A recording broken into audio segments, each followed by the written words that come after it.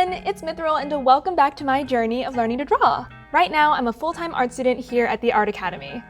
So, since the last time we talked, Kevin gave us another lecture on gradients, and I decided I wanted to work on my color gradients. He has this super cool tool for getting the stencil onto the canvas.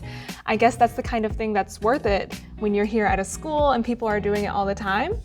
And I feel like working on these gradients, right, like working on the same task from before, now with my new skills, new knowledge, it really drove home how much I've improved, at least in this one particular area. Because I remember back when I started Evolve Artist, homeworks 2 and 3 were pages of gradients.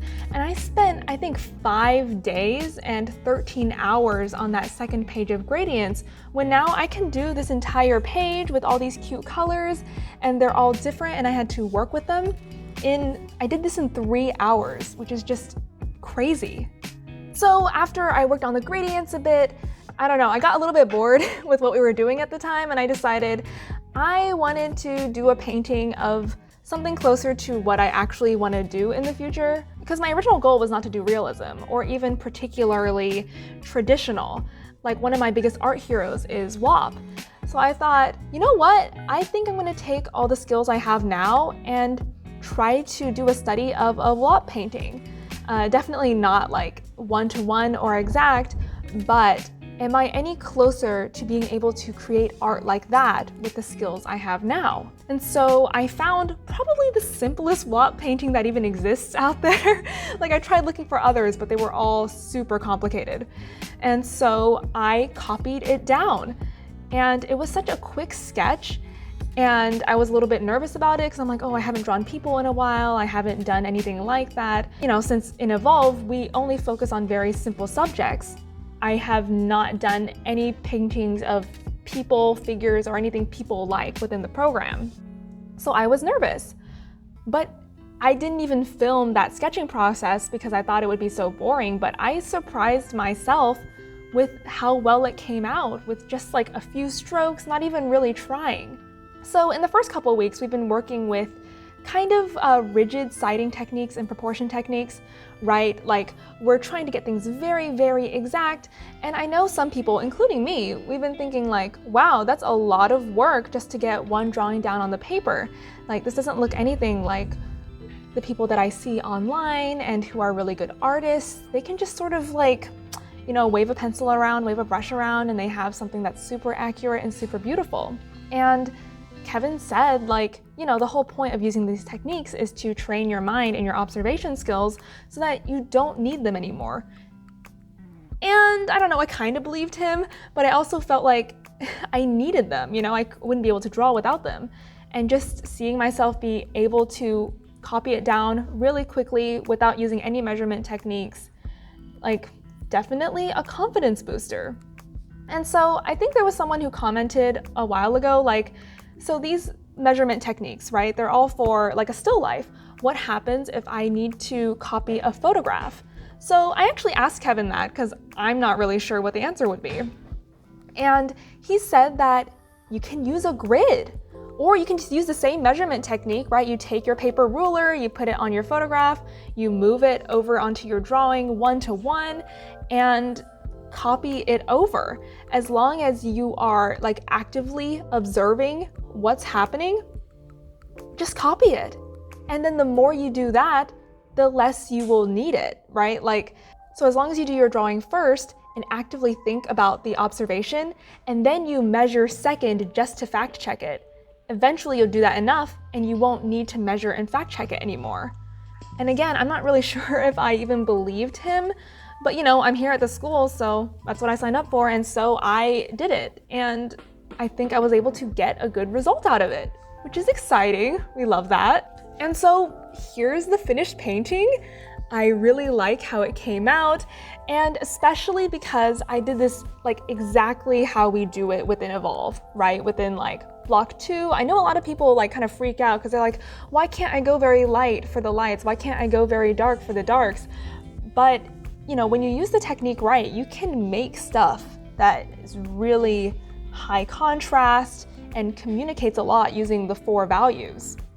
And so Like, I think this was, just something to prove to myself that I can do it and that the method works. And I think I accomplished that mission. And then after I did that painting, I was doing this TikTok challenge where you're supposed to draw a face. And I looked up a photo. I, just sort of slapped some paint around. This was definitely not very high effort at all. It just took me like 30 minutes or something. But hey, not too bad, I think.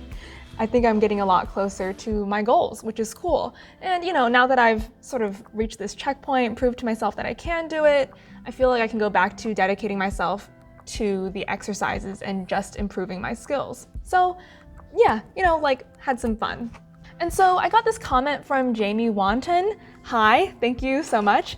Asking me why I think I've been improving so much faster ever since I got to the studio. And I think that's a couple factors behind that. First off, I'm definitely doing art more, right? I track all my hours in my life. So I looked back through my stats. Over the past year, I was doing about 1 hour a day on average. And now I'm here at the studio, I do closer to 3 to 4 hours a day. So I feel like that's, definitely a huge help. The more time behind an easel, the more improvement you can make in that amount of time. I think part of it is also being here at the school and having Kevin to ask questions to, give me demos, and look at what I'm doing wrong, right? Like, I tried to do gradients for like 6, 7, 8 months and I couldn't figure them out. But I come here, he gives me one demo in 30 minutes, and all of a sudden, all my problems are solved and I completely get it now. That kind of growth was just not possible without coming here. I think something that surprised me even more was the fact that I could grow this much without Kevin even really being here, right? Because I've been posting all the lectures on my second channel, right? He'll explain that concept for like an hour or something. That's pretty much all I see him in a week. Most of the work is done with just me and the other students. We're just here every day by ourselves working on the stuff that he's told us to work on. So he doesn't even need to be standing over our shoulders for us to really grasp the concepts that he's putting down. Because the few times that we are together and we are connecting, we're able to just get real-time feedback, ask our questions, and yeah. And also part of it is that Evolve Artist, right, the online course, it's built for the lowest common denominator. It's built for the slowest person who might be going through the course. Like, for example, something online that might take 10 exercises to make sure that someone understands. If Kevin looks at our work after like 2 paintings, he's like, okay, you got it. He can move us on to the next topic without having to go through all the hoops. I think that's a huge thing as well. And so what I'm working on next is pushing the skills that I already have to a higher level by trying to attempt these harder color photographs with the same techniques that we've been using. I feel like it's coming out really nice so far, and I'm excited to keep working on it. All right, so here's Lucia. She's working on her block 3 color paintings. She's trying to color match this mushroom. And here's Sean. He's also working on the more advanced color paintings, but using the old techniques. All right, you guys, I finally ran out of my first tube of paint. Rest in peace, Naples Yellow. All right, so here is the final painting. In the end, it took me about 23 hours to actually finish it. So I started on Monday, worked on Tuesday, Wednesday, skipped Thursday, worked on it Friday, and then I finished it up on Saturday. And I'm really happy with how it came out. I think one thing that surprised me while working on this is like the first painting I've done over multiple days since I got here. I was really worried about not having any clove oil to keep the paint wet in between sessions.